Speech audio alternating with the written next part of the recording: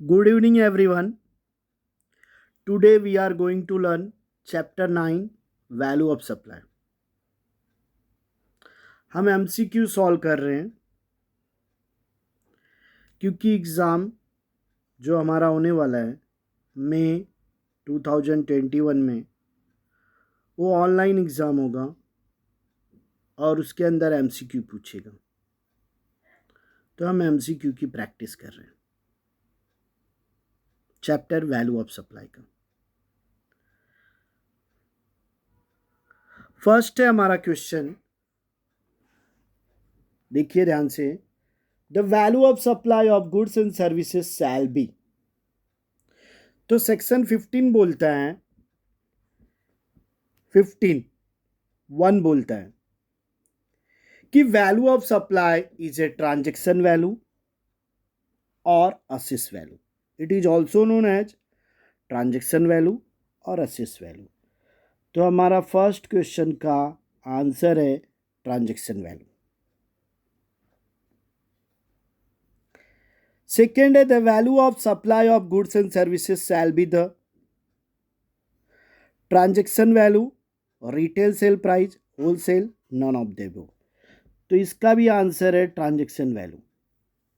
आप बोलोगे क्यों सर? तो सेक्शन 15(1) बोलता है कि वैल्यू ऑफ सप्लाई किसके ऊपर कैलकुलेट होता है? तो ट्रांजैक्शन वैल्यू को कैलकुलेट किया जाता है, ट्रांजैक्शन वैल्यू के ऊपर कैलकुलेट किया जाता है। नेक्स्ट है when the transaction value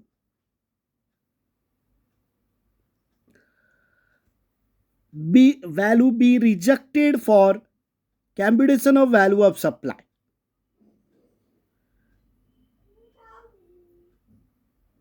Value be rejected for computation of value of supply. तो क्या बोला? when the buyer and seller are related or price is not a sole consideration. B तो रिजेक्टेड किया जाएगा। और है, ध्यान से सुनिए, और है when the buyer and seller are related or price is not a sole consideration, तभी रिजेक्टेड किया जाएगा। 4 if the goods are supplied to a related person, then how should be the taxable person ascertain the value of supply?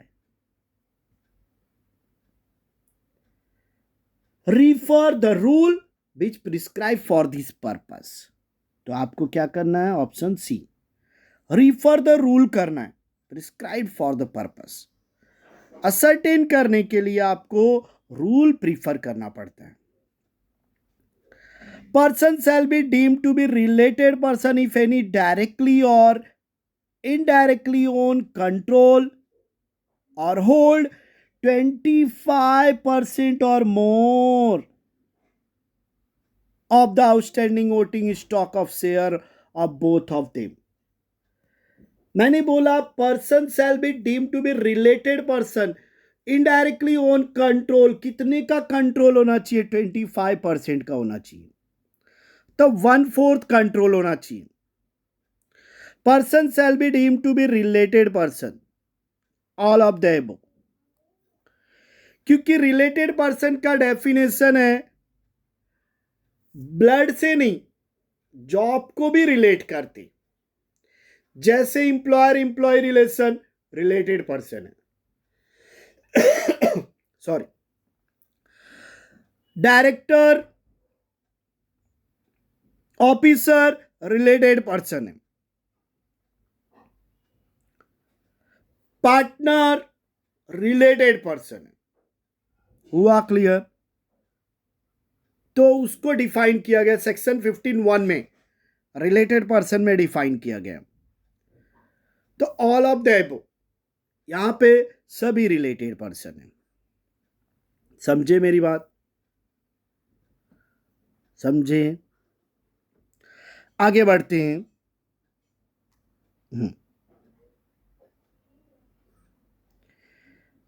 देखिए, अभी क्या बोल रहा है, inclusion बोला है, इंक्लूजन सेक्शन 15 सबसेक्शन 2। आप बोलोगे सर ये इंक्लूजन क्या है? Inclusion means included. तो चैप्टर 9 वैल्यू ऑफ सप्लाई में सेक्शन 15 सबसेक्शन 2 में इंक्लूडेड वैल्यू ऑफ सप्लाई के बारे में बताया गया। ट्रांजैक्शन वैल्यू में क्या क्या इंक्लूडेड किया जाएगा, तो मैं आपको बता रहा हूं इंक्लूडेड क्या क्या करेंगे। जीएसटी नहीं इंक्लूड करना है, नॉन जीएसटी को इंक्लूड करना है। नॉन जीएसटी क्या है? म्युनिसिपल टैक्स इंक्लूड करना है, लोकल बॉडी टैक्स इंक्लूड करना है। हुआ क्लियर? सप्लायर ने पे किया, कोई भी एक्सपेंसेस इंक्लूड करना है। बायर ने पे किया, कोई भी एक्सपेंसेस इंक्लूड करना है। सब्सिडी प्राइवेट से मिला, प्राइवेट कंपनी से, प्राइवेट ऑर्गेनाइजेशन में से मिला, इंक्लूड करना है। तो 7 the value of supply should include the all of them. क्यों इंक्लूड है अभी बताया ना मैंने। Any non GST included, interest late fees, penalty, delay payment included, subsidy directly link to the price मतलब private organization included, except subsidy provided by central government उसको बोलते हैं एक्सक्लूडेड। सेंट्रल गवर्नमेंट का एक्सक्लूडेड करना है बट प्राइवेट का subsidy included करना है, तो इसके लिए ऑल ऑफ द अबव है। Which of the following shall not be included in value of supply? क्या क्या इंक्लूडेड नहीं करना है? तो अभी मैंने बोला ना जीएसटी नहीं इंक्लूड करना है। हुआ क्लियर? नॉट इंक्लूडेड की बात की तो जीएसटी नहीं इंक्लूड करते। जीएसटी में क्या आता है? GST, CGST, IGST, UTGST, cess नहीं इंक्लूड करना है। The value of taxable supply should not include, अभी बोला ना, taxes levied under SGST not included करना है, सीजीएसटी नॉट इंक्लूडेड करना है, सेस नॉट इंक्लूडेड करना है। तो 9 का आंसर क्या आएगा? All of the above. हुआ क्लियर? आगे बढ़ते हैं, कंटिन्यू।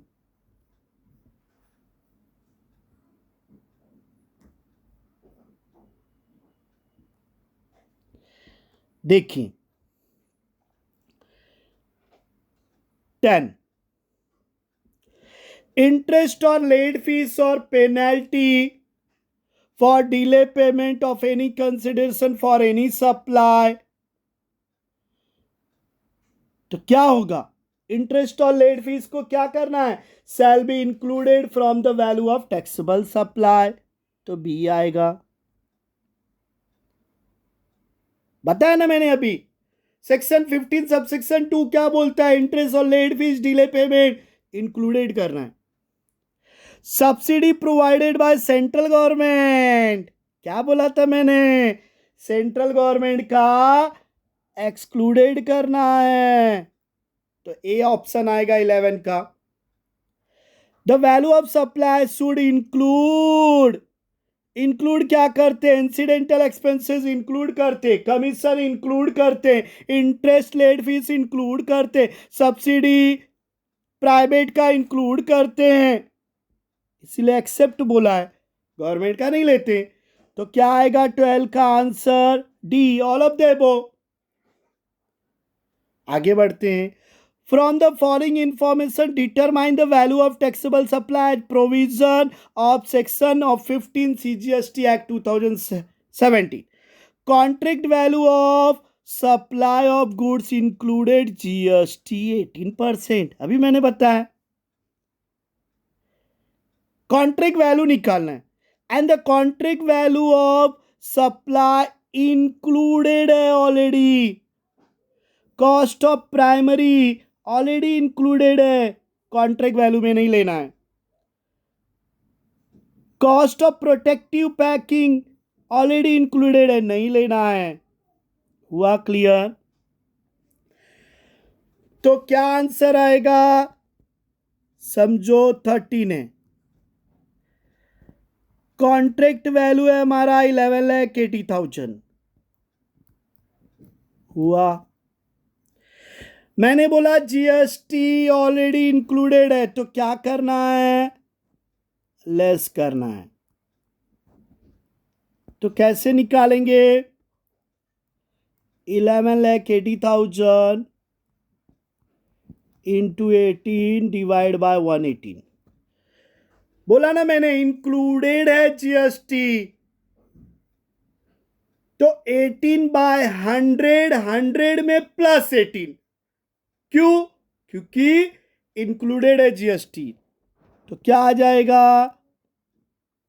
1,80,000। हमारा कॉन्ट्रैक्ट वैल्यू क्या आएगा? 10 लाख। आप बोलोगे सर एक contract value of include the supply 25,000, cost of primary packing 25 नहीं लेना है। क्यों? ऑलरेडी इंक्लूडेड है, तो वापस से इंक्लूड नहीं करना है। हुआ क्लियर?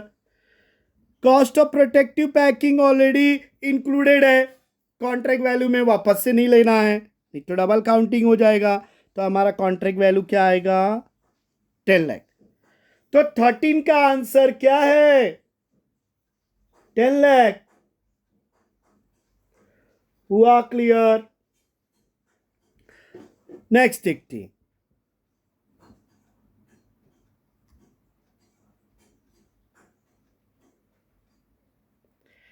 देखिए 14, from the following information determine the value of taxable supply provision section 15 of CGST Act 2017। Price है हमारा इंक्लूडिंग जीएसटी एट 18%, 11 लाख बराबर। इंक्लूडेड है,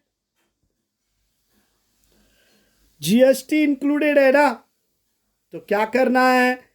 सेम 13 जैसा करना है। प्राइस में से 18 डिवाइड बाय 118 लेस कर देंगे, और other information commission paid by the agent by recipient instruction of not included in price, तो ऐड करना है। फ्रेट है, charges not included in price, इसको भी ऐड करना है। तो आंसर क्या आएगा? सी, 10 लाख। आप कैलकुलेट कर सकते हैं। हुआ क्लियर? नेक्स्ट है डिस्काउंट। डिस्काउंट मैंने बोला था बिफोर सप्लाई हो या आफ्टर सप्लाई हो लेस करते। What deduction are allowed from the transaction value? Discount offer to customer subject to condition, यही हमारा आंसर है। Discount offer to customer deduction के लिए अलाउड है। आफ्टर सप्लाई हो डिस्काउंट या बिफोर सप्लाई हो लेस करते हैं, मैंने बोला था। नेक्स्ट है discount given after the supply is deducted from the value of taxable supply, तो all of the above. Such discount is given as per agreement enter into or before the supply, less करना है। Such discount is linked to the relevant invoice, less करना है। Proportionate input tax credit is reversed by the recipient of supply, less करना है। All of the above। When deduction are allowed from the transaction value, तो क्या आएगा? Discount offer to customer subject to condition. ए, deduction करना है transaction value से, but customer subject to condition, condition देखने के बाद कि बिफोर है कि आफ्टर है, तब हम क्या कर देंगे? डिस्काउंट को लेस करते हैं ट्रांजैक्शन वैल्यू से। हुआ क्लियर? तो ये हमारा वैल्यू ऑफ सप्लाई एंड हुआ। इस एमसीक्यू को आप देखिए, आपको एग्ज़ाम के लिए बहुत ही बेनिफिशियल है, बहुत ही फ़ायदेमंद है। आप इस वीडियो को शेयर करिए, सब्सक्राइब करिए और आपको एग्ज़ाम के लिए बेस्ट ऑफ लक।